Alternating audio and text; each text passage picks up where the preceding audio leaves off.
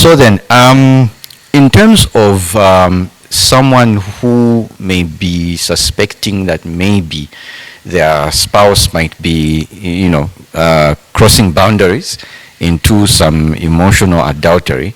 So then what are some signs that a relationship or a behavior may be crossing boundaries into emotional adultery, and how can the affected party respond? All right, so maybe let me be quick to say that whilst the Bible does not directly use the word emotional adultery, yes, because you will flip to try and see whether you will find that term, but you will not find it.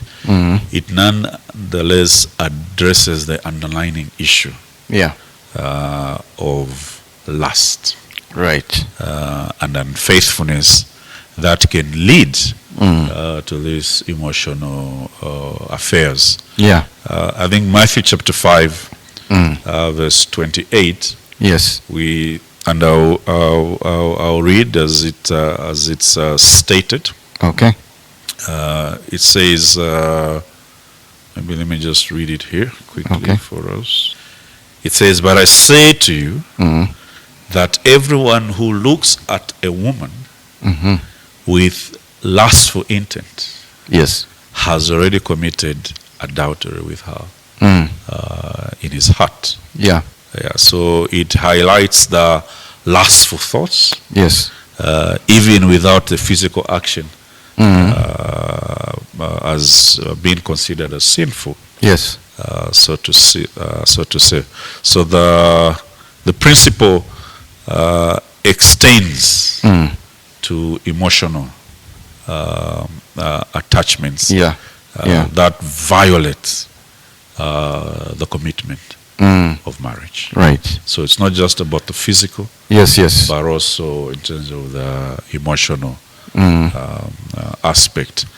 And so how does one therefore look out for these signs? Or how does one say, no, I think now I'm beginning to cross boundary? I think it all begins with the emotional change. Right. Of behavior, as well as availability towards one's spouse. Right. What do I mean? I'll give you examples. So, for example, if suddenly there is this increased secrecy, right, by one party or partner towards their spouse, already that must raise your antenna. Yes, especially with these devices we have nowadays. Especially with these phones and so forth. When you begin to hide your interactions, your messages and conversations with another person, already that becomes an amber. A red flag. A red flag that must warn, so to say. Then also things like if you begin to prioritize time with another person, with an outsider of your relationship. Right. Okay. You begin to spend this excessive time, your resources. You are pouring in your emotions into this other person, whilst withdrawing from your spouse. Right. That also must be a sign to you with regard to the fact that you're beginning to drift into this emotional adultery. Yes. But also just sharing these intimate details. Right. With an outsider. Right. Okay. You begin to confide in an outsider about these personal issues with your wife. That's very dangerous. That's very dangerous. Your thoughts. Your feelings. Things that you normally just share with your wife. Yes. Restrictedly. But then you begin to share them with an outsider. So there's a way in which an outsider begins to gain your confidence, especially if it's the opposite sex. It's a mess. And unfortunately, that's what usually happens. It's always with the opposite sex. And so it becomes a sign so to say. But also in terms of where there is decreased emotional and physical intimacy with your partner. Right. That also must be Yes. a sign. When you start becoming less emotionally connected to your spouse, less interested in spending quality time together. Yes. And also when you have this reduced physical affection, your intimacy or sex life reduces as a spouse, that too must be looked at as a red flag, so to say. Another you find is where you begin to reduce this, and you begin to fantasize the accompaniment of an outsider.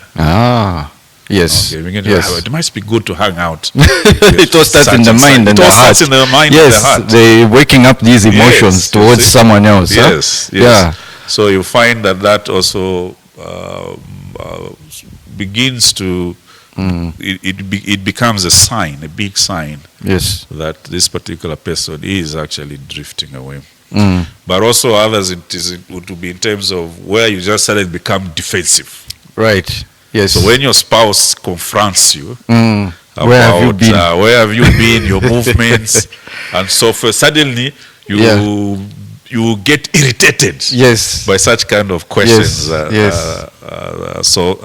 So some of these things could be some of the issues that would cause and become elements in terms of signs. Yeah.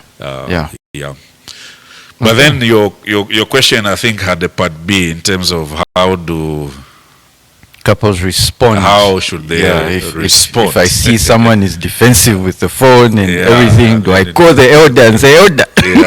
In terms of obviously, I think in terms of responses, I think I would say that if you are a couple, or rather if you are a partner who is able to tick into some of these things that I've just highlighted. Secrecy has come in. Yes. Defensiveness has come in. There's this decreased emotional things and so forth. And all because there is an outsider.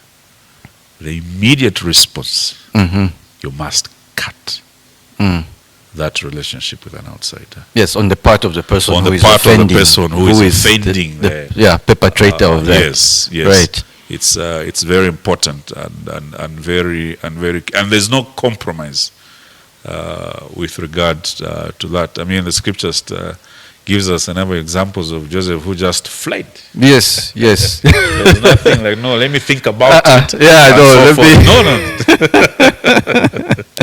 So you must immediately cut that. But also there must be repentance of that emotional adultery. Seek forgiveness. Seek forgiveness from God, as well as forgiveness from your spouse. The fact that you basically had emotionally drifted away from them, and begin to work on these deficiencies as a way of beginning to improve and build your marriage, so to say. Maintain open communication. With your spouse. Then apart from in terms of repentance, commit. But also, lastly, guard your heart. Proverbs 4:23. Yes. Everything begins. Yes, out of it flow the issues of life. Yeah. So above all else, guard your heart. Guard your heart, because that's where it all flows. Now, what it basically means is that it means that you must be intentional. Oh, yes. You can't be passive. No. And say, I'm guarding my heart. There must be intentionality. Hiding the phone, no, I'm guarding my heart. So you must be intentional in terms of being able to be vigilant. Cutting on some of these things that we have said and working on them. And be intentional in terms of being able to protect your thoughts. As well as your affection. So that you can be faithful to your partner and faithful Yeah. to your spouse.